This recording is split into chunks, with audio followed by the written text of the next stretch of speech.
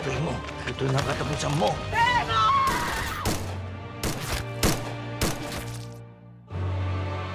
Manda. Manda!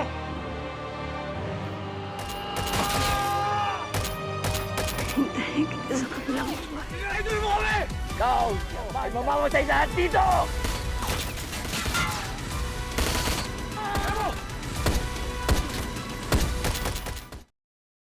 Mga dapat abangan sa FPJ Batang Quiapo, wika ni Tess kay Ramon na gulong-gulo na raw siya sa sinasabi ng anak nila sa kanya.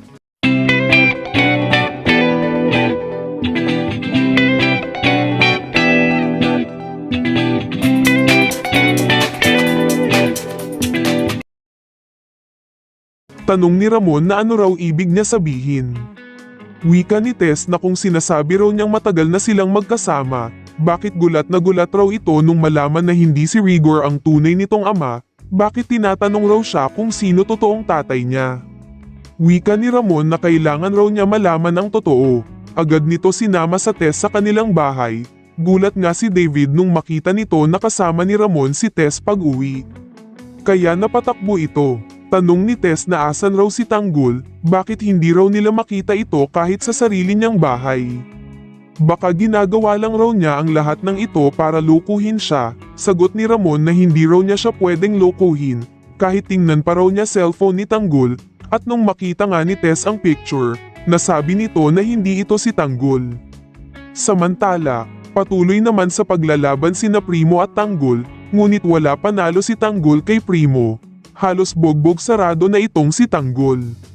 Sa paglabas ni Pacheco wika nito na Primo tapusin na raw nila, at nung babarilin na ni Pacheco si Primo, nakita ito ni Amanda kaya tumakbo ito papalapit kay Primo, kaya ito ang tinamaan ng bala ni General Pacheco, wika ni Amanda na maghihintay raw siya sa kabilang buhay, samantala wika ni Tanggol kay Pacheco na trinaydor raw sila, sagot ni Pacheco na ikaw si Amanda at Primo ay mamamatay raw lahat dito.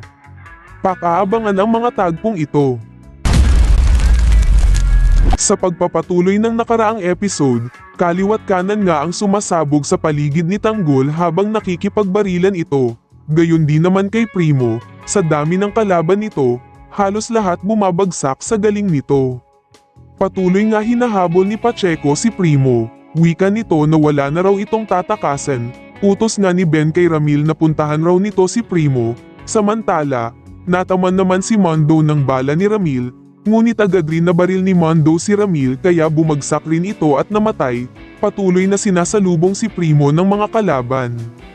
Hanggang sa naubusan ito ng bala, at kinuha ang isang baril at nagpaslide ito, nagkaharap nga sila Enteng at Mang Berting, wika ni Berting na si Enteng raw yun, wika ni Enteng na mga hayop raw sila, sinugod raw nila ang pasugalan, pinaghirapan raw nila yun nila Tanggol, sagot ni Ben na si Colonel Suarez raw ang pakay nila dun, at hindi raw nila alam na pasugalan na nila yun. Ano raw ang ginagawa nila dito? Sagot ni Enteng na si Pacheco raw pinapunta sila para makipagtransaksyon sa Mamba Cartel.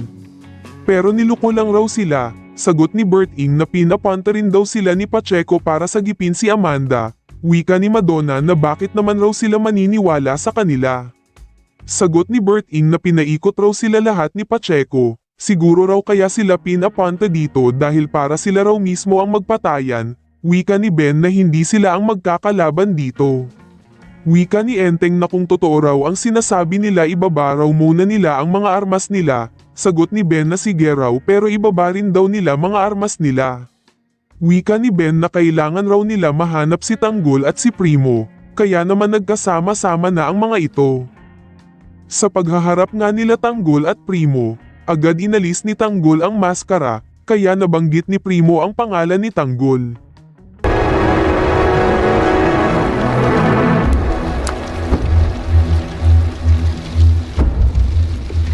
Tanggol! Bigla na nga nagbarilan ang dalawa, nagbanggaan ang parehong magaling.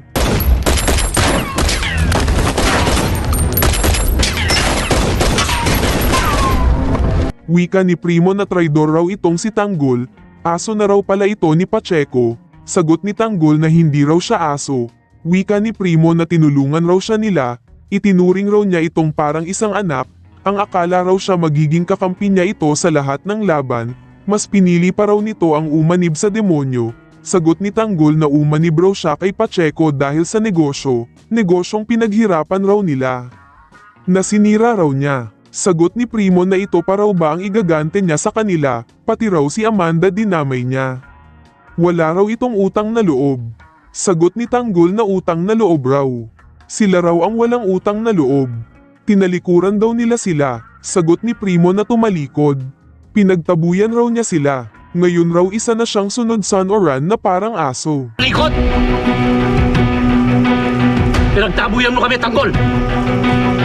Sagot ni Tanggol na binaril raw nila si Divina, isa lang raw ang ibig sabihin nun, magkalaban na raw sila. Kaya isa lang raw ang pwede mabuhay sa kanila. At siya raw yun. Sagot ni Primo na sige raw kung yan raw ang desisyon niya, kailangan raw isa ang matira sa kanilang dalawa, siya raw o ako. Bigla nga sinugod ni Tanggol si Primo. Ngunit masipa agad ni Primo ang baril na hawak ni Tanggol, kaya nagmano-mano ang dalawa sa suntukan. Ngunit sa galing ni Primo sa pakikipagsuntukan, bagsak agad si Tanggol na duguan ang mukha. Hindi ganon kadali matalo ni Tanggol si Primo.